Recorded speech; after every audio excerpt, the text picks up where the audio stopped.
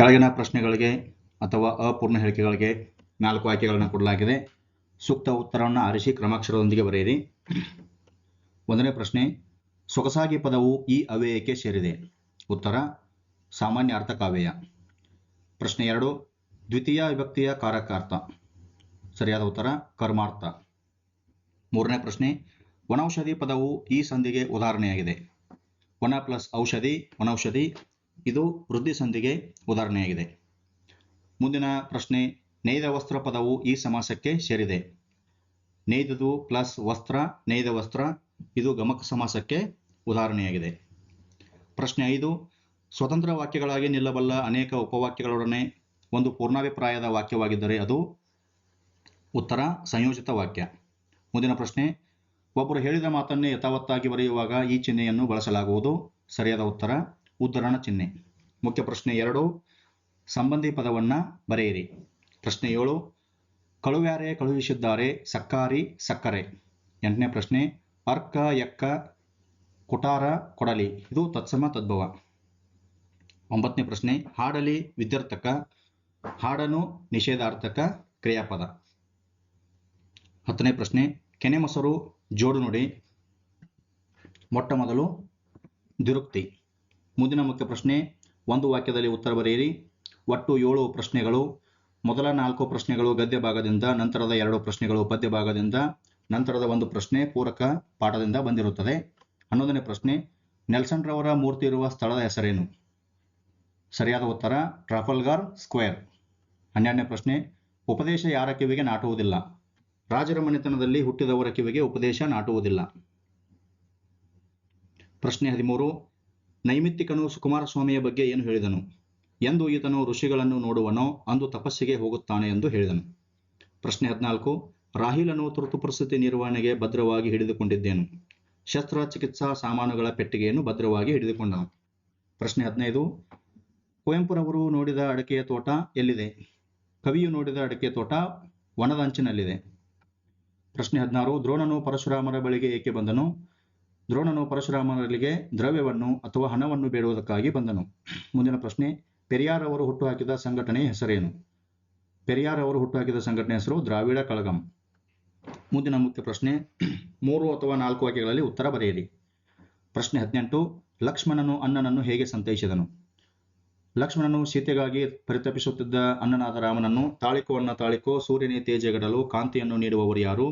ರಾಮನೇ ಧೈರ್ಯಗೆಡಲು ಲೋಕಕ್ಕೆ ಸ್ಥೈರ್ಯ ನೀಡುವವರು ಯಾರು ಎಂದು ಹೇಳಿ ಸಂತೈಸಿದನು. ಮುಂದಿನ ಪ್ರಶ್ನೆ, ಶಬರಿಯು ರಾಮ ಲಕ್ಷ್ಮಣರನ್ನು ಉಪಚರಿಸಿದ ರೀತಿಯನ್ನು ತಿಳಿಸಿ. ಶಬರಿಯು ರಾಮ ಲಕ್ಷ್ಮಣರನ್ನು ಕಂಡು ಬೆರಗಾಗಿ ಹತ್ತಿರಕ್ಕೆ ಬಂದು ಮೈಯನ್ನು ಮುಟ್ಟಿ ಕಾಲಿಗೆ ಬಿದ್ದು ನಮಸ್ಕರಿಸಿ ಕೈಯನ್ನ ಕಣ್ಣಿಗೊತ್ತಿಕೊಂಡಳು. ಸುವಾಸನೆಯುಳ್ಳ ಹೂಮಾಲೆಯನ್ನ ಕೊರಳಿಗೆ ಹಾಕಿ ಸಂತಸಪಟ್ಟಳು. ಜಗದಲ್ಲಿ ಇದರಂಥ ರುಚಿಯಾದ ಹಣ್ಣೇ ಇಲ್ಲ, ನಿಮಗೆಂದೇ ತಂದೆನು ಎಂದು ಹೇಳುತ್ತಾ ಸವಿಯಾದ ಹಣ್ಣುಗಳನ್ನು ನೀಡಿ ಉಪಚರಿಸಿದಳು.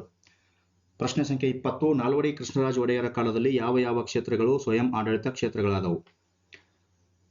ನಾಲ್ವಡಿ ಕೃಷ್ಣರಾಜ ಒಡೆಯರ ಕಾಲದಲ್ಲಿ ಗ್ರಾಮ ನಿರ್ಮಲೀಕರಣ, ವೈದ್ಯ ಸಹಾಯ, ವಿದ್ಯಾ ಪ್ರಚಾರ, ನೀರಿನ ಸೌಕರ್ಯ, ಪ್ರಯಾಣ ಸೌಲಭ್ಯ ಮುಂತಾದ ಕ್ಷೇತ್ರಗಳು ಸ್ವಯಂ ಆಡಳಿತ ಕ್ಷೇತ್ರಗಳಾದವು. ಮುಂದಿನ ಪ್ರಶ್ನೆ, ಅರಸ ವೃಷಭಾಂಕನು ಯಶೋಭದ್ರೆಯ ಮನೆಗೆ ಬರಲು ಕಾರಣವೇನು? ಒಮ್ಮೆ ಒಬ್ಬ ವರ್ತಕನು 1,00,000 ದಿನಾರ ಚಿನ್ನದ ನಾಣ್ಯಗಳ ಬೆಲೆ ಬಾಳುವ ರತ್ನಗಂಬಳಿಗಳನ್ನು ಮಾರಲು ಉಜ್ಜಯಿನಿಗೆ ತೆಗೆದುಕೊಂಡು ಬಂದಿದ್ದಾಗ ಆ ಪಟ್ಟಣವನ್ನು ಆಳುತ್ತಿದ್ದ ವೃಷಭಾಂಕನೆಂಬ ರಾಜ ಮತ್ತು ಮಹಾರಾಣಿಗಳು ಅವುಗಳ ಬೆಲೆ ಹೆಚ್ಚಾಯಿತೆಂದು ತೆಗೆದುಕೊಳ್ಳಲಿಲ್ಲ. ಆದರೆ ಸುಕುಮಾರಸ್ವಾಮಿಯ ತಾಯಿ ಅಷ್ಟು ಬೆಲೆ ಕೊಟ್ಟು ಖರೀದಿಸಿ ಅವುಗಳನ್ನು 32 ತುಂಡುಗಳನ್ನಾಗಿ ಮಾಡಿ ತನ್ನ 32 ಸೊಸೆಯಂದಿರಿಗೆ ಪಾದಕಿಗಳಿಗೆ ಸಿಕ್ಕಿಸಿಕೊಳ್ಳಲು ಕೊಟ್ಟಳು. ಈ ಸಂಗತಿಯನ್ನು ತಿಳಿದು ವೃಷಭಾಂಕನು ಯಶೋಭದ್ರೆಯ ಮನೆಗೆ ಬಂದನು. ಪ್ರಶ್ನೆ ಸಂಖ್ಯೆ 22, ಪಾರ್ಥ ಭೀಮರ ಬಗೆಗೆ ದುರ್ಯೋಧನನ ಅಭಿಪ್ರಾಯವೇನು? ನನ್ನ ಪ್ರೀತಿಯ ಗೆಳೆಯ ಕರ್ಣನನ್ನು, ನನ್ನ ಪ್ರೀತಿಯ ತಮ್ಮನಾದ ದುಶ್ಯಾಸನನ್ನು ಕೊಂದ ಅರ್ಜುನ ಭೀಮರು ಬದುಕಿರುವವರೆಗೆ, ನನ್ನ ದೇಹದಲ್ಲಿ ಪ್ರಾಣ ಇರುವವರೆಗೆ ನಾನು ಸಂಧಿ ಮಾಡಿಕೊಳ್ಳಲು ಒಪ್ಪುವುದಿಲ್ಲ. ಮೊದಲು ಆ ಇಬ್ಬರನ್ನು ಕೊಲ್ಲುವೆನು, ಅವರನ್ನು ಕೊಂದ ಬಳಿಕ ಧರ್ಮರಾಜರೊಡನೆ ಸಂಧಿ ಮಾಡಿಕೊಳ್ಳುತ್ತೇನೆ ಎಂಬುದು ಪಾರ್ಥ ಭೀಮರ ಬಗೆಗೆ ದುರ್ಯೋಧನನ ಅಭಿಪ್ರಾಯವಾಗಿದೆ.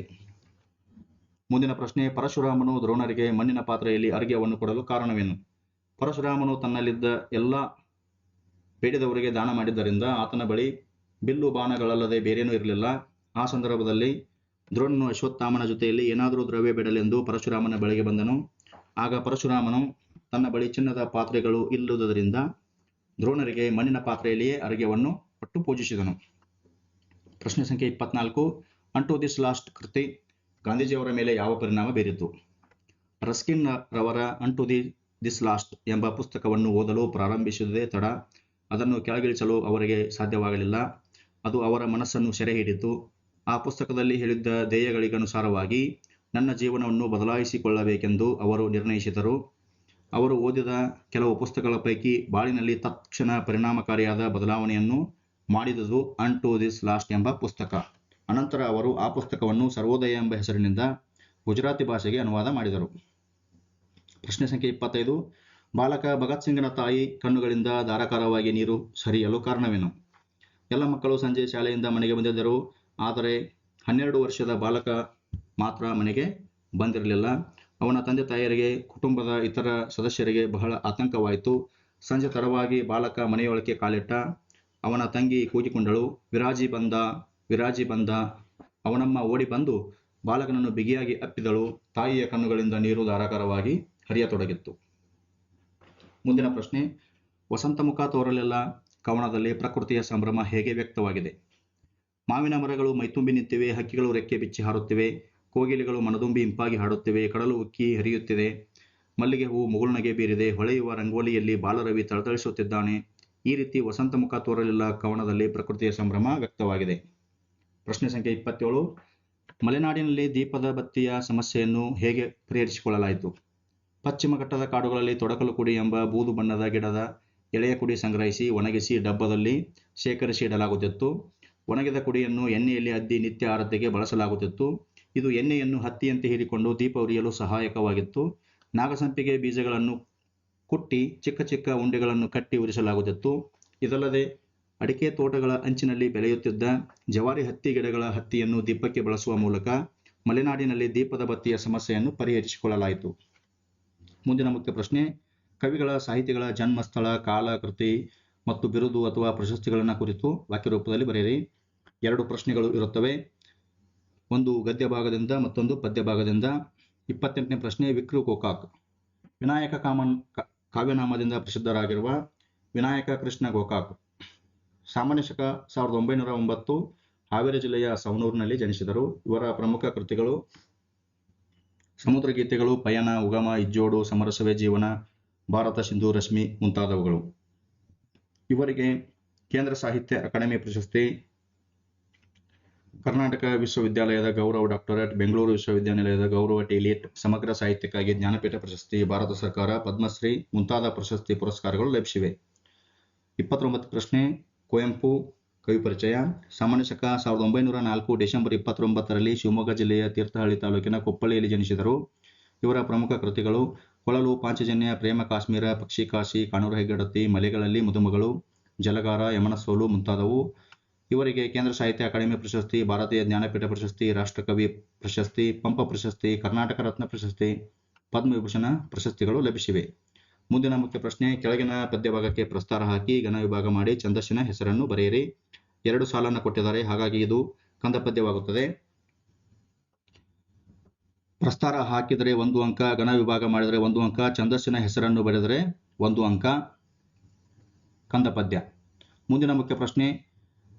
ಅಲಂಕಾರವನ್ನು ಕೊಟ್ಟಿರುತ್ತಾರೆ, ಅಲಂಕಾರವನ್ನು ಹೆಸರಿಸಿ ಲಕ್ಷಣ ಬರೆದು ಸಮನ್ವಯಗೊಳಿಸಿ, ಇದಕ್ಕೆ 3 ಅಂಕ. 31ನೇ ಪ್ರಶ್ನೆ. ಆತನು ಪರೀಕ್ಷೆಯಲ್ಲಿ ಪ್ರಥಮ ಸ್ಥಾನ ಪಡೆದು ಉತ್ತೀರ್ಣನಾದನು, ಬುದ್ಧಿವಂತರಾದ ಮಕ್ಕಳಿಗೆ ಪರೀಕ್ಷೆ ಎಂದು ಲೆಕ್ಕವೇ? ಅಲಂಕಾರದ ಹೆಸರು ಅರ್ಥಾಂತರನ್ಯಾಸ ಅಲಂಕಾರ. ಲಕ್ಷಣ. ಒಂದು ವಿಶೇಷ ವಾಕ್ಯವನ್ನು ಸಾಮಾನ್ಯ ವಾಕ್ಯದಿಂದ ಸಮರ್ಥನೆ ಮಾಡುವುದೇ ಅರ್ಥಾಂತರನ್ಯಾಸ ಅಲಂಕಾರ. ಉಪಮೇಯ. ಆತನು ಪರೀಕ್ಷೆಯಲ್ಲಿ ಪ್ರಥಮ ಸ್ಥಾನ ಪಡೆದು ಪಾಸಾದನು. ಉಪಮಾನ. ಬುದ್ಧಿವಂತರಾದ ಮಕ್ಕಳಿಗೆ ಪರೀಕ್ಷೆ ಎಂದು ಲೆಕ್ಕವೇ? ಮುಂದಿನ ಮುಖ್ಯ ಪ್ರಶ್ನೆ. ಕೊಟ್ಟಿರುವ ಯಾವುದಾದ್ರೂ ಒಂದನ್ನು ಗಾದೆಯನ್ನು ಮಹತ್ವದೊಂದಿಗೆ ವಿವರಿಸಿ ಬರೆಯಿರಿ. ಇದಕ್ಕೆ 3 ಅಂಕ. 2 ಗಾದೆಗಳನ್ನು ಕೊಟ್ಟಿರುತ್ತಾರೆ, ನಮಗೆ ಯಾವುದು ಸರಳ ಆಗುತ್ತದೆಯೋ ಆ ಗಾದೆಯನ್ನು ಆರಿಸಿಕೊಂಡು ಬರಿಬೇಕು. 32ನೇ ಪ್ರಶ್ನೆ. ದೇಶ ಸುತ್ತಿ ನೋಡು, ಕೋಶ ಓದಿ ನೋಡು. ಗಾದೆಯ ಮಹತ್ವಕ್ಕೆ 1 ಅಂಕ, ಗಾದೆಯ ವಿವರಣೆಗೆ 2 ಅಂಕ, ಒಟ್ಟು 3 ಅಂಕ. ಗಾದೆ ವೇದಗಳಿಗೆ ಸಮ, ವೇದ ಸುಳ್ಳಾದರೂ ಗಾದೆ ಸುಳ್ಳಾಗದು. ಗಾದೆಗಳು ಹಿರಿಯರ ಅನುಭವದ ನುಡಿಮುತ್ತುಗಳಾಗಿವೆ. ಕನ್ನಡದ ಹಲವಾರು ಗಾದೆಗಳಲ್ಲಿ ದೇಶ ಸುತ್ತಿ ನೋಡು, ಕೋಶ ಓದಿ ನೋಡು ಎಂಬ ಗಾದೆಯು ಪ್ರಸಿದ್ಧವಾಗಿದೆ. ನಾವು ಜ್ಞಾನವನ್ನು ಸಂಪಾದನೆ ಮಾಡಿಕೊಳ್ಳಬೇಕಾದರೆ ದೇಶದ ವಿವಿಧ ಮಹತ್ವದ ಸ್ಥಳಗಳಿಗೆ ನೇರವಾಗಿ ಭೇಟಿ ನೀಡಿ ಪಡೆದುಕೊಳ್ಳಬಹುದು. ಅದೇ ರೀತಿಯಾಗಿ ಕೋಶಗಳನ್ನು ಅಂದರೆ ವಿವಿಧ ಪುಸ್ತಕಗಳನ್ನು ಓದಿ ಕೂಡ ಜ್ಞಾನವನ್ನು ಸಂಪಾದಿಸಿಕೊಳ್ಳಬಹುದು. ಈ ರೀತಿಯಾಗಿ ಗಾದೆಯನ್ನು ವಿಸ್ತರಿಸಿ ಬರೀಬೇಕು. ಮುಂದಿನ ಗಾದೆ ಗಿಡವಾಗಿ ಬಗ್ಗದು ಮರವಾಗಿ ಬಗ್ಗಿದೆ. ಯಾವುದೇ ಗಿಡಗಳನ್ನು ಚಿಕ್ಕದಿದ್ದಾಗಲೇ ಬೇಕಾದ ರೀತಿಯಲ್ಲಿ ಬಗ್ಗಿಸಿಕೊಳ್ಳಬಹುದು, ಆದರೆ ಮರವಾಗಿ ಬೆಳೆದು ನಿಂತಾಗ ಬಗ್ಗಿಸಲು ಸಾಧ್ಯವಾಗುವುದಿಲ್ಲ. ಚಿಕ್ಕವರಿದ್ದಾಗಲೇ ಮಕ್ಕಳಿಗೆ ಒಳ್ಳೆಯ ಬುದ್ಧಿ ಸಂಸ್ಕಾರಗಳನ್ನು ಕೊಟ್ಟಾಗ ಅದು ಕಲಿತು ಮುಂದೆ ಉಳಿಸಿಕೊಂಡು ಹೋಗುತ್ತದೆ. ದೊಡ್ಡವನಾಗಿ ಬೆಳೆದಾಗ ಅವರು ಕಲಿಯದೆ ಹೋಗಬಹುದು. ಈ ರೀತಿ ಗಾದೆಯನ್ನು ವಿಸ್ತರಿಸಿ ಬರೀಬೇಕು. ಮುಂದಿನ ಮುಖ್ಯ ಪ್ರಶ್ನೆ, ಕೆಳಗಿನ ಕೊಟ್ಟಿರುವ ಹೇಳಿಕೆಗಳಿಗೆ ಸಂದರ್ಭ ಮತ್ತು ಸ್ವಾರಸ್ಯಗಳನ್ನು ಬರೆಯಿರಿ. ಒಟ್ಟು 6 ಸಂದರ್ಭಗಳನ್ನು ಕೊಟ್ಟಿರ್ತಾರೆ. ಒಂದು ಸಂದರ್ಭಕ್ಕೆ 3 ಅಂಕ, ಒಟ್ಟು 18 ಅಂಕ. 3 ಗದ್ಯ ಪಾಠದಿಂದ ಬಂದಿರುತ್ತವೆ, 3 ಪದ್ಯ ಪಾಠದಿಂದ ಬಂದಿರುತ್ತವೆ. 33ನೇ ಪ್ರಶ್ನೆ, ಗುರುಪದೇಶ ಎಂದರೆ ತಲೆನರೆಯದೆ ಬರುವ ಮುಪ್ಪು. ಈ ವಾಕ್ಯವನ್ನು ಡಾಕ್ಟರ್ ಬನ್ನಂಜೆ ಗೋವಿಂದಾಚಾರ್ಯ ಅವರ ಕಾದಂಬರಿ ಎಂಬ ಕೃತಿಯಿಂದ ಆರಿಸಲಾಗಿರುವ ಶುಕನಾಸನ ಉಪದೇಶ ಎಂಬ ಗದ್ಯ ಭಾಗದಿಂದ ತೆಗೆದುಕೊಳ್ಳಲಾಗಿದೆ. ಸಂದರ್ಭ ಹಾಗೂ ಸ್ವಾರಸ್ಯ. ಗುರುಪದೇಶವು ವ್ಯಕ್ತಿಯನ್ನು ಪ್ರಬುದ್ಧನನ್ನಾಗಿಸುವಲ್ಲಿ ಎಂತಹ ಪ್ರಮುಖ ಪಾತ್ರ ವಹಿಸುತ್ತದೆ ಎಂಬುದು ಈ ಮಾತಿನಲ್ಲಿ ಬಹು ಸ್ವಾರಸ್ಯಪೂರ್ಣವಾಗಿ ವರ್ಣಿತವಾಗಿದೆ. 34ನೇ ಪ್ರಶ್ನೆ, ತಾವು ಕಡಿಮೆ ಮಾತನಾಡಿದ್ದೀರಿ, ಹೆಚ್ಚು ಕೆಲಸ ಮಾಡಿದ್ದೀರಿ. ಆಯ್ಕೆ. ಈ ವಾಕ್ಯವನ್ನು ಶ್ರೀ ಡಿ.ಎಸ್. ಜಯಪ್ಪಗೌಡ ಅವರು ರಚಿಸಿರುವ ದಿವಾನ್ ಸರ್ ಎಂ ವಿಶ್ವೇಶ್ವರಯ್ಯನವರ ಕಾರ್ಯಸಾಧನೆಗಳು ಎಂಬ ಕೃತಿಯಿಂದ ಆಯ್ದ ಭಾಗ್ಯಶಿಲ್ಪಿಗಳು ಎಂಬ ಗದ್ಯ ಭಾಗದಿಂದ ಆರಿಸಿಕೊಳ್ಳಲಾಗಿದೆ. ಸಂದರ್ಭ ಹಾಗೂ ಸ್ವಾರಸ್ಯ. ಈ ಮಾತುಗಳಲ್ಲಿ ಸರ್ ಎಂ ವಿ ಅವರು ಸಲ್ಲಿಸಿದ ಅಗಾಧ ಸೇವೆ ಇಡೀ ಭಾರತದಾದ್ಯಂತ ಎಲ್ಲರ ಮನಸೆಳೆದಿತ್ತು ಎಂಬುದರ ಜೊತೆಗೆ ಅವರ ಕರ್ತವ್ಯ ನಿಷ್ಠೆ ಎಲ್ಲರಿಗೂ ಮಾದರಿಯಾಗಿತ್ತು ಎಂಬುದನ್ನು ತಿಳಿಯಬಹುದಾಗಿದೆ. 35ನೇ ಪ್ರಶ್ನೆ, ಯಾರದು ಒಳಗೆ ಬಾಗಿಲು ತೆಗೆಯಿರಿ. ಆಯ್ಕೆ. ಈ ವಾಕ್ಯವನ್ನು ಸಾರಾ ಅಬೂಬಕ್ಕರ್ ಅವರು ರಚಿಸಿರುವ ಚಪ್ಪಲಿಗಳು ಕವನ ಸಂಕಲನದಿಂದ ಆರಿಸಲಾಗಿರುವ ಯುದ್ಧ ಎಂಬ ಗದ್ಯ ಭಾಗದಿಂದ ತೆಗೆದುಕೊಳ್ಳಲಾಗಿದೆ. ಸಂದರ್ಭ ಹಾಗೂ ಸ್ವಾರಸ್ಯ. ಶೋಧನೆ ಮಾಡಲು ತೊಡಗಿದ ಸಂದರ್ಭದಲ್ಲಿ ಸೈನಿಕರಿಗೆ ಮುದುಕಿಯು ಯುದ್ಧದಿಂದಾಗಿ ತನ್ನ ಮೊಮ್ಮಗವನ್ನು ಉಳಿಸಿಕೊಳ್ಳಲು ಸಾಧ್ಯವಾಗದೆ ಹೋಗಿದ್ದುದರಿಂದ ದುಃಖಿತಗೊಂಡು ಹೇಳುವ ಮಾತುಗಳು ಯುದ್ಧದಿಂದಾಗುವ ಅನಾಹುತಗಳ ಪರಂಪರೆಯನ್ನು ವ್ಯಂಗ್ಯ ಧ್ವನಿಯಾಗಿ ಅಭಿವ್ಯಕ್ತಪಡಿಸುತ್ತದೆ. 36ನೇ ಪ್ರಶ್ನೆ, ಮಾದ್ರಿಯಲ್ಲೊಂದು ಮಂತ್ರದೋಳ್ ಇಬ್ಬರು ಉದಿಸಿದರು. ಆಯ್ಕೆ. ಈ ವಾಕ್ಯವನ್ನು ಕುಮಾರವ್ಯಾಸನೆಂದು ಪ್ರಸಿದ್ಧನಾದ ಗದುಗಿನ ನಾರಣಪ್ಪನು ರಚಿಸಿರುವ ಕರ್ನಾಟ ಭಾರತ ಕಥಾಮಂಜರಿ ಎಂಬ ಮಹಾಕಾವ್ಯದಿಂದ ಆಯ್ದ ಕೌರವೇಂದ್ರನ ಕೊಂದೆ ನೀನು ಎಂಬ ಪದ್ಯಭಾಗದಿಂದ ಆರಿಸಲಾಗಿದೆ. ಸಂದರ್ಭ, ಕೃಷ್ಣನು ಕೌರವರ ನಡುವೆ ಸಂಧಿ ಮಾಡಲು ಹೋಗಿ ವಿಫಲನಾಗಿ ಹಿಂದಿರುಗುವಾಗ ಕರ್ಣನನ್ನು ಜೊತೆಯಲ್ಲಿ ಕರೆದುಕೊಂಡು ಬಂದು ಮೈದುನತನದ ಸರಸದಲ್ಲಿ ಮಾತನಾಡಿಸುವ ಸಂದರ್ಭದಲ್ಲಿ ಈ ಮಾತನ್ನು ಹೇಳುತ್ತಾನೆ. ಅದೇ ರೀತಿ ಸ್ವಾರಸ್ಯವನ್ನ ಈ ರೀತಿಯಾಗಿ ಬರಿಬೇಕು. 37ನೇ ಪ್ರಶ್ನೆ, ಸಮರದೋಳ್ ಎನಗಜ್ಜ ಪೇಳಿಂ ಆವುದು ಕಜ್ಜಂ. ಆಯ್ಕೆ. ಈ ವಾಕ್ಯವನ್ನು ಮಹಾಕವಿ ರನ್ನ ಬರೆದಿರುವ ಸಾಹಸ ಭೀಮ ವಿಜಯ ಎಂಬ ಕೃತಿಯಿಂದ ಆರಿಸಲಾಗಿರುವ ಚಲಮನೆ ಮೆರೆವೆಂ ಎಂಬ ಪದ್ಯ ಭಾಗದಿಂದ ಆರಿಸಿಕೊಳ್ಳಲಾಗಿದೆ. ಸಂದರ್ಭ ಹಾಗೂ ಸ್ವಾರಸ್ಯ. ಮುಂದಿನ ಪ್ರಶ್ನೆ 38ನೇ ಪ್ರಶ್ನೆ, ಊರ್ವಿಯೋಳ್ ಕೌಸಲ್ಯ ಪಡೆದ ಕುವರಂ ರಾಮ. ಆಯ್ಕೆ. ಈ ವಾಕ್ಯವನ್ನು ಲಕ್ಷ್ಮೀಶನು ರಚಿಸಿರುವ ಜೈಮಿನಿ ಭಾರತ ಮಹಾಕಾವ್ಯದಿಂದ ಆಯ್ದ ವೀರಲವ ಎಂಬ ಪದ್ಯ ಭಾಗದಿಂದ ಆರಿಸಲಾಗಿದೆ. ಸಂದರ್ಭ, ಲವನು ತನ್ನ ಆಶ್ರಮದ ತೋಟವನ್ನು ಧ್ವಂಸ ಮಾಡಿದ ಶ್ರೀರಾಮನ ಯಜ್ಞಾಶ್ವದ ಹಣೆಯಲ್ಲಿದ್ದ ಪಟ್ಟಿಯ ಬರಹವನ್ನು ಓದಿ ಅದನ್ನು ಕಟ್ಟಿ ಹಾಕಲು ನಿರ್ಧರಿಸಿದ ಸಂದರ್ಭದಲ್ಲಿ ಈ ಮಾತನ್ನು ಹೇಳುತ್ತಾನೆ. ಸ್ವಾರಸ್ಯ. ಕ್ಷತ್ರಿಯನಾದ ವೀರಲವನು ಬಾಲಕನಾದರೂ ಹೆದರದೆ ಕುದುರೆಯನ್ನು ಕಟ್ಟಲು ನಿರ್ಧರಿಸಿ ತನ್ನ ವೀರತ್ವವನ್ನು ಪ್ರದರ್ಶಿಸುವುದು ಈ ಮಾತಿನಲ್ಲಿ ಸ್ವಾರಸ್ಯಪೂರ್ಣವಾಗಿ ಅಭಿವ್ಯಕ್ತಗೊಂಡಿದೆ. ಮುಂದಿನ ಮುಖ್ಯ ಪ್ರಶ್ನೆ, ಕೊಟ್ಟಿರುವ ಪದ್ಯ ಭಾಗವನ್ನು ಪೂರ್ಣಗೊಳಿಸಿ. ಇದಕ್ಕೆ 4 ಅಂಕಗಳು ಇರುತ್ತವೆ. ಒಂದೇ ಪದ್ಯದಿಂದ 2 ಪ್ಯಾರಾಗಳನ್ನು ಕೊಟ್ಟಿರ್ತಾರೆ. ನಿಮಗೆ ಯಾವುದು ಸರಳ ಆಗುತ್ತೋ, ನೀವು ಯಾವುದನ್ನು ಓದಿಕೊಂಡಿದ್ದೀರೋ ಆ ಪದ್ಯವನ್ನು ಬರಿಬೇಕು. ಕಲುಷಿತವಾದಿ ನದಿ ಜಲಗಳಿಗೆ ಮುಂಗಾರಿನ ಮಳೆಯಾಗೋಣ, ಬರಡಾಗಿರುವಿ ಕಾಡುಮೇಡುಗಳ ವಸಂತವಾಗುತ್ತ ಮುಟ್ಟೋಣ. ಇನ್ನೊಂದು, ಮತಗಳೆಲ್ಲವೂ ಪದಗಳು ಎನ್ನುವ ಹೊಸ ಎಚ್ಚರದೊಳು ಬದುಕೋಣ, ಭಯಸಂಶಯದೊಳು ಕಂದಿದ ಕಣ್ಣುಳು ನಾಳಿನ ಕನಸನ್ನು ಬಿತ್ತೋಣ. ಮುಂದಿನ ಮುಖ್ಯ ಪ್ರಶ್ನೆ, ಕೆಳಗಿನ ಪದ್ಯಭಾಗವನ್ನು ಓದಿ ಅರ್ಥ ಮಾಡಿಕೊಂಡು ಅಡಕವಾಗಿರುವ ಮೌಲ್ಯವನ್ನಾಧರಿಸಿ ಸಾರಾಂಶ ಬರೆಯಿರಿ. ಇದಕ್ಕೆ 4 ಅಂಕಗಳು ಇರುತ್ತವೆ. ಬೆಳ್ಳಿಯ ಹಳ್ಳಿಯ ಮೇರೆಯ ಮೀರಿ ತಿಂಗಳಿನೂರಿನ ನೀರನ್ನು ಹೀರಿ ಆಡಲು ಹಾಡಲು ತಾ ಹಾರಾಡಲು ಮಂಗಳ ಲೋಕದ ಅಂಗಳಕ್ಕೇರಿ ಹಕ್ಕಿ ಹಾರುತ್ತದೆ ನೋಡಿದಿರ. ಪ್ರಸ್ತುತ ಪದ್ಯಭಾಗವನ್ನು ದತ್ತಾತ್ರೇಯ ರಾಮಚಂದ್ರ ಬೇಂದ್ರೆ ವಿರಚಿತ ಗರಿಕವನ ಸಂಕಲನದಿಂದ ಆಯ್ದ ಹಕ್ಕಿ ಹಾರುತ್ತದೆ ನೋಡಿದರ ಎಂಬ ಪದ್ಯಪಾಠದಿಂದ ಆಯ್ದುಕೊಳ್ಳಲಾಗಿದೆ. ಕಾಲವನ್ನು ಹಕ್ಕಿಗೆ ಹೋಲಿಸಿ ರಚಿಸಿರುವ ಈ ಕವಿತೆಯಲ್ಲಿ ಚಲನಶೀಲತೆಯನ್ನು ಹೊಂದಿರುವ ಕಾಲವು ಜೀವಂತಿಕೆಯ ಸ್ವರೂಪದ್ದಾಗಿದ್ದು ಹೊಸತನದ ಸಂಕೇತವಾಗಿದೆ. ಈ ರೀತಿ ಸಾರಾಂಶವನ್ನು ನೀಟಾಗಿ ಬರಿಬೇಕು. ಮುಂದಿನ ಮುಖ್ಯ ಪ್ರಶ್ನೆ, ಕೆಳಗಿನ ಪ್ರಶ್ನೆಗಳಿಗೆ 8-10 ವಾಕ್ಯಗಳಲ್ಲಿ ಉತ್ತರ ಬರೆಯಿರಿ. 8-10 ವಾಕ್ಯಗಳಲ್ಲಿ ಉತ್ತರಿಸಿ 2 ಪ್ರಶ್ನೆಗಳನ್ನು ಕೊಟ್ಟಿರ್ತಾರೆ. ಒಂದು ಗದ್ಯ ಭಾಗದಿಂದ, ಇನ್ನೊಂದು ಪದ್ಯ ಪಾಠದಿಂದ. ಒಂದು ಪ್ರಶ್ನೆಗೆ 4 ಅಂಕ, ಒಟ್ಟು 8 ಅಂಕಗಳು. 41ನೇ ಪ್ರಶ್ನೆ, ಧರ್ಮಬುದ್ಧಿ ಮತ್ತು ದುಷ್ಟಬುದ್ಧಿಯರು ಧರ್ಮಾಧಿಕರಣರ ಬಳಿಗೆ ಬಂದ ಸಂದರ್ಭವನ್ನು ವಿವರಿಸಿ. ಧರ್ಮಬುದ್ಧಿ ಮತ್ತು ದುಷ್ಟಬುದ್ಧಿ ಎಂಬ 2 ವ್ಯಾಪಾರಿಗಳು ಒಟ್ಟಿಗೆ ವ್ಯಾಪಾರಕ್ಕಾಗಿ ಹೋಗಿ ಹೆಚ್ಚಾದ ಹೊನ್ನನ್ನು ಪಡೆದು ಹಿಂದಿರುಗಿ ಬಂದು ತಮ್ಮ ಜನ್ಮಭೂಮಿಯಾದ ಮಧುರಾ ಪಟ್ಟಣದ ಹೊರಗಿನ ಉದ್ಯಾನವನದಲ್ಲಿ ಬೀಡನ್ನು ಬಿಟ್ಟಿದ್ದರು. ಅರ್ಧರಾತ್ರಿಯಲ್ಲಿ ದುರ್ಬುದ್ಧಿಯಾದ ದುಷ್ಟಬುದ್ಧಿಯನ್ನು ಕರೆದು ಹೊನ್ನನ್ನು ಹಂಚಿಕೊಳ್ಳೋಣವೆನ್ನಲು ದುಷ್ಟಬುದ್ಧಿಯು ಪಾಪಬುದ್ಧಿಯಾಗಲು ಯೋಚಿಸಿ ಹೀಗೆಂದನು, ನಾವು ಈ ಹೊನ್ನನ್ನು ಹಂಚಿಕೊಂಡು ಮನೆಯಲ್ಲಿ ಸ್ವೇಚ್ಛೆಯಿಂದ ಇರುವುದಾಗುವುದಿಲ್ಲ, ಮತ್ತೆ ವ್ಯಾಪಾರಕ್ಕಾಗಿ ಹೋಗಬೇಕು. ಅದರಿಂದ ನಮಗೆ ಖರ್ಚಿಗೆ ಎಷ್ಟು ಬೇಕೋ ಅಷ್ಟು ಹೊನ್ನನ್ನು ತೆಗೆದುಕೊಂಡು ಉಳಿದನ್ನು ಇಲ್ಲೇ ಇಡೋಣ ಅಂತ ಸಲಹೆಯನ್ನು ಕೊಡ್ತಾನೆ. ಈ ರೀತಿಯಾಗಿ ನಾವು 8-10 ವಾಕ್ಯಗಳಲ್ಲಿ ಉತ್ತರವನ್ನು ಬರಿಬೇಕು. ಮುಂದಿನ ಅದೇ ಪಾಠದಿಂದ ಮತ್ತೊಂದು ಪ್ರಶ್ನೆ, ದುಷ್ಟಬುದ್ಧಿಯ ತಂತ್ರವಣೆಗೆ ತಿರುಗುಬಾಣವಾದ ಬಗೆಯನ್ನು ಕುರಿತು ನಿಮ್ಮ ಮಾತುಗಳಲ್ಲಿ ಬರೆಯಿರಿ. ದುಷ್ಟಬುದ್ಧಿಯು ಧರ್ಮಬುದ್ಧಿಯೊಡನೆ ಸೇರಿ ವ್ಯಾಪಾರ ಮಾಡಿ ಲಾಭ ಗಳಿಸಿದ್ದ ಹೊನ್ನನ್ನು ತಾನೇ ದೋಚಿ ಕಳ್ಳತನವನ್ನು ಧರ್ಮಬುದ್ಧಿಯ ಮೇಲೆ ಹೊರಿಸಿ ಇದಕ್ಕೆ ವಟವೃಕ್ಷವೇ ಸಾಕ್ಷಿ ಎಂದು ಧರ್ಮಾಧಿಕರಣಗಳ ಮುಂದೆ ಹೇಳುತ್ತಾನೆ. ಇದರಿಂದ ಧರ್ಮಬುದ್ಧಿ ಮತ್ತು ಧರ್ಮಾಧಿಕಾರಿಗಳಿಗೆ ಆಶ್ಚರ್ಯವಾಗುತ್ತದೆ. ದುಷ್ಟಬುದ್ಧಿಯ ತಂದೆಯ ಬುದ್ಧಿ ಮಾತನ್ನು ಆಲಿಸದೆ ಮರದಿಂದ ಸಾಕ್ಷಿ ಹೇಳಿಸಲು ತನ್ನ ತಂದೆಯನ್ನೇ ಪೊಟರೆಯಲ್ಲಿ ಕೂರಿಸಿ ಅವನಿಂದ ಧರ್ಮಬುದ್ಧಿಯೇ ಚಿನ್ನ ಕದ್ದನೆಂದು ಸುಳ್ಳು ಹೇಳಿಸುತ್ತಾನೆ. ಈ ರೀತಿಯಾಗಿ ಹೀಗೆ ದುಷ್ಟಬುದ್ಧಿಯ ತಂತ್ರ ಅವನಿಗೆ ತಿರುಗುಬಾಣವಾದ ಬಗ್ಗೆ ನಮ್ಮ ಮಾತುಗಳಲ್ಲಿ ಬರೆಯಬೇಕು. ಮುಂದಿನ ಪ್ರಶ್ನೆ 42ನೇ ಪ್ರಶ್ನೆ, ಹಲಗಲಿ ದಂಗೆಗೆ ಕಾರಣವೇನು? ಕೊಂಕಣಿ ಸರ್ಕಾರದ ದಂಗೆಯನ್ನು ನಿಯಂತ್ರಿಸಿದ ಬಗೆಯನ್ನು ವಿವರಿಸಿ. ಹಲಗಲಿ ಬೇಡರು ಪದ್ಯದಿಂದ 2 ಪ್ರಶ್ನೆಗಳನ್ನು ಕೇಳಲಾಗುತ್ತದೆ. ನಮಗೆ ಯಾವುದು ಸುಲಭ ಆಗುತ್ತೋ ಆ ಪ್ರಶ್ನೆಯನ್ನು ಆಯ್ಕೆ ಮಾಡಿಕೊಂಡು ಬರೆಯಬೇಕು. 1857ರ ಸಿಪಾಯಿ ದಂಗೆ ಅಥವಾ ಪ್ರಥಮ ಸ್ವಾತಂತ್ರ್ಯ ಸಂಗ್ರಾಮದ ನಂತರ ಬ್ರಿಟಿಷರು ನಿಶಸ್ತ್ರೀಕರಣ ಕಾಯ್ದೆಯನ್ನು ಜಾರಿಗೆ ತಂದರು. ಅದರ ಪ್ರಕಾರ ಭಾರತೀಯರು ಬ್ರಿಟಿಷರ ಅನುಮತಿ ಇಲ್ಲದೆ ಶಸ್ತ್ರಾಸ್ತ್ರಗಳನ್ನು ಹೊಂದುವಂತಿಲ್ಲ ಮತ್ತು ಈಗಾಗಲೇ ತಮ್ಮಲ್ಲಿರತಕ್ಕಂಥ ಆಯುಧಗಳನ್ನು ಮರಳಿ ಕೊಡಬೇಕಾಗಿತ್ತು. ಹಲಗಲಿ ಬೇಡರಿಗೆ ಆಯುಧಗಳೇ ಜೀವವಾಗಿದ್ದರಿಂದ ಆಯುಧಗಳನ್ನು ಅವರು ಮರಳಿಸಲು ಒಪ್ಪಲಿಲ್ಲ. ಈ ರೀತಿಯಾಗಿ ನಾವು ಉತ್ತರವನ್ನು ಬರೆಯಬೇಕು. ಇನ್ನೊಂದು ಪ್ರಶ್ನೆ, ಹಲಗಲಿ ಮೇಲೆ ದಂಡು ಹೇಗೆ ದಾಳಿ ಮಾಡಿತ್ತು? ದಂಗೆಯ ಪರಿಣಾಮಗಳೇನು?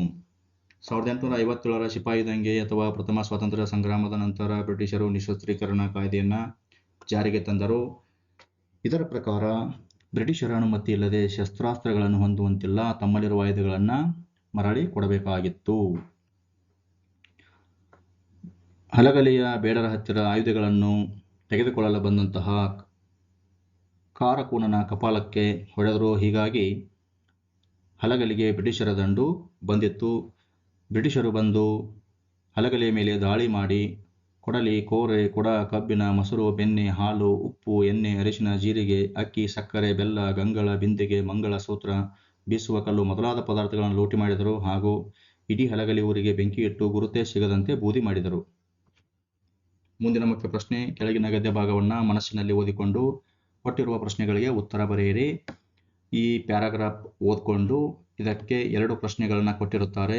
ಆ 2 ಪ್ರಶ್ನೆಗಳಿಗೆ ಉತ್ತರಿಸಿದರೆ 1 ಪ್ರಶ್ನೆಗೆ 2 ಅಂಕ, 2 ಪ್ರಶ್ನೆಗೆ ಒಟ್ಟು 4 ಅಂಕಗಳು ನಿಮಗೆ ಸಿಗುತ್ತವೆ. ಇಂದು ಕೃಷಿಕರು ಎದುರಿಸುತ್ತಿರುವ ಸಮಸ್ಯೆಗಳಾವುವು? ಸರ್ವಜ್ಞ ಕೋಟಿ ವಿದ್ಯೆಗಳಲ್ಲಿ ಮೇಟಿ ವಿದ್ಯೆಯೇ ಮೇಲು ಎನ್ನಲು ಕಾರಣವೇನು? ಈ ರೀತಿಯಾಗಿ 2 ಪ್ರಶ್ನೆಗಳನ್ನು ಕೇಳಿದ್ದಾರೆ. ಆ ಪ್ಯಾರಾಗ್ರಾಫನ್ನು ಓದ್ಕೊಂಡು ನೀವು ಈ ಪ್ರಶ್ನೆಗಳಿಗೆ ಉತ್ತರಿಸಬೇಕು. ಮುಂದಿನ ಮುಖ್ಯ ಪ್ರಶ್ನೆ, ಕೆಳಗಿನ ಯಾವುದಾದರೂ ಒಂದಕ್ಕೆ ಕೊಟ್ಟಿರುವ ಮಾಹಿತಿಯನ್ನು ಆಧರಿಸಿ ಪತ್ರ ಬರೆಯಿರಿ. ಪತ್ರ ಲೇಖನಕ್ಕೆ 5 ಅಂಕಗಳು ಇರುತ್ತವೆ.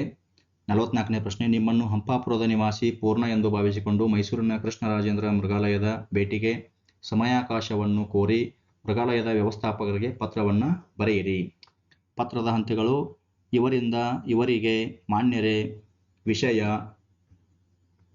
ಈ ರೀತಿಯಾಗಿ ಬರೀಬೇಕು. ವಿಷಯ, ಕೃಷ್ಣರಾಜೇಂದ್ರ ಮೃಗಾಲಯದ ಪ್ರದರ್ಶನ ವೇಳೆಯನ್ನು ತಿಳಿಸುವಂತೆ ಮನವಿ. ಆಮೇಲೆ ವಂದನೆಗಳೊಂದಿಗೆ ಇಂತಿ ತಮ್ಮ ನಂಬುಗೆಯ. ಮುಂದಿನ ಪ್ರಶ್ನೆ, ನಿಮ್ಮನ್ನು ರಾಯಚೂರಿನ ಸರ್ಕಾರಿ ಪ್ರೌಢಶಾಲೆಯ ರಜನಿ ಎಂದು ಭಾವಿಸಿಕೊಂಡು ವಿದ್ಯಾಭ್ಯಾಸದ ಪ್ರಗತಿಯನ್ನು ಕುರಿತು ಬಳ್ಳಾರಿಯ ನಿವಾಸಿಯಾದ ರತ್ನಮ್ಮ ಎಂಬ ಹೆಸರಿನ ತಾಯಿಯವರಿಗೆ ಪತ್ರವನ್ನು ಬರೆಯಿರಿ. ಇದು ಖಾಸಗಿ ಪತ್ರ. ಕ್ಷೇಮ ಶ್ರೀ ಇವರಿಂದ ಪೂಜ್ಯ ಮಾತೃಶ್ರೀ ಅವರಿಗೆ ನಿಮ್ಮ ಮಗಳಾದ ರಜನಿ ಮಾಡುವ ನಮಸ್ಕಾರಗಳು. ನಾನು ಇಲ್ಲಿ ಆರೋಗ್ಯವಾಗಿದ್ದೇನೆ, ಉತ್ತಮವಾಗಿ ಓದುತ್ತಿದ್ದೇನೆ. ನಿಮ್ಮ ಆರೋಗ್ಯವನ್ನು ಕುರಿತು ಪತ್ರ ಬರೆಯಿರಿ. ಈ ರೀತಿಯಾಗಿ ಪತ್ರದ ಒಡಲನ್ನು ನೀವು ಬರೀಬೇಕು. ನಮಸ್ಕಾರಗಳೊಂದಿಗೆ ಇಂತಿ ತಮ್ಮ ಪ್ರೀತಿಯ ಮಗಳು ರಜನಿ. ಆಮೇಲೆ ಅಂಚೆ ವಿಳಾಸ ಇವರಿಗೆ ರತ್ನಮ್ಮ, ತಾಯಿ ಹೆಸರನ್ನು ಅವರೇ ಕೊಟ್ಟಿದ್ದಾರೆ. ಹಾಗಾಗಿ ವಿವೇಕಾನಂದರ ನಗರ, 3ನೇ ಅಡ್ಡ ರಸ್ತೆ, ಬಳ್ಳಾರಿ. ಇದನ್ನು ನೀವೇ ಬರಿಬೇಕು. ಮುಂದಿನ ಮುಖ್ಯ ಪ್ರಶ್ನೆ, ಕೆಳಗಿನ ಯಾವುದಾದ್ರೂ ಒಂದು ವಿಷಯಕ್ಕೆ 15 ವಾಕ್ಯಗಳಿಗೆ ಕಡಿಮೆ ಇಲ್ಲದಂತೆ ಪ್ರಬಂಧ ಬರೆಯಿರಿ. ಪ್ರಬಂಧಕ್ಕೆ 5 ಅಂಕಗಳನ್ನು ಕೊಟ್ಟಿರುತ್ತಾರೆ. ಪ್ರಬಂಧದ ಹಂತಗಳು: ಪೀಠಿಕೆ, ವಿಷಯ ನಿರೂಪಣೆ, ಉಪಸಂಹಾರ. 2 ಪ್ರಬಂಧಗಳನ್ನ ಕೊಟ್ಟಿರ್ತಾರೆ. ನಮಗೆ ಯಾವುದು ಸುಲಭ ಅನಿಸುತ್ತೋ, ನಮಗೆ ಯಾವ್ದು ಬರುತ್ತೋ ಆ ಪ್ರಬಂಧವನ್ನು ಆಯ್ಕೆ ಮಾಡಿಕೊಂಡು ನೀಟಾಗಿ ಬರಿಬೇಕು. ಪೀಠಿಕೆ: ಸಾವಯವ ಕೃಷಿಯ ಮಹತ್ವ. ಸಾವಯವ ಎಂದರೆ ಕೊಳೆಯಬಹುದಾದ ವಸ್ತುಗಳು. ಅಂದರೆ ನಾವು ಯಾವುದಾದರೊಂದು ವಸ್ತುವನ್ನು ಭೂಮಿಗೆ ಎಸೆದಾಗ ಅದು ಕೆಲವು ದಿನಗಳಲ್ಲಿ ಮಣ್ಣಿನೊಂದಿಗೆ ಬೆರೆತು ಗೊಬ್ಬರವಾಗುತ್ತದೆ. ಉದಾಹರಣೆಗೆ ಸಸ್ಯಗಳ ಅವಶೇಷಗಳು, ಪ್ರಾಣಿಗಳ ಅವಶೇಷಗಳು, ಬಟ್ಟೆ, ಕಾಗದ, ಕಬ್ಬಿಣ ಮೊದಲಾದವು ಇವು ಭೂಮಿಯಲ್ಲಿ ಕೊಳೆತಾಗ ಮಣ್ಣಿನ ಭಾಗವೇ ಆಗುತ್ತವೆ. ಆ ಮಣ್ಣಿಗೆ ಹೆಚ್ಚಿನ ಫಲವತ್ತತೆ ತಂದು ಕೊಡುತ್ತದೆ. ವಿಷಯ ನಿರೂಪಣೆ, ಆಮೇಲೆ ಉಪಸಂಹಾರ. ಒಟ್ಟಿನಲ್ಲಿ ಸಾವಯವ ಕೃಷಿ ಪದ್ಧತಿಯು ಇಂದಿನ ಆಧುನಿಕ ಯುಗದಲ್ಲಿ ಹೆಚ್ಚು ಉಪಯೋಗಕಾರಿಯಾದದು. ಈ ರೀತಿಯಾಗಿ ನಾವು ಪ್ರಬಂಧವನ್ನು ಬರಿಬೇಕು. ಇನ್ನೊಂದು ಪ್ರಬಂಧ ರಾಷ್ಟ್ರೀಯ ಭಾವೈಕ್ಯ.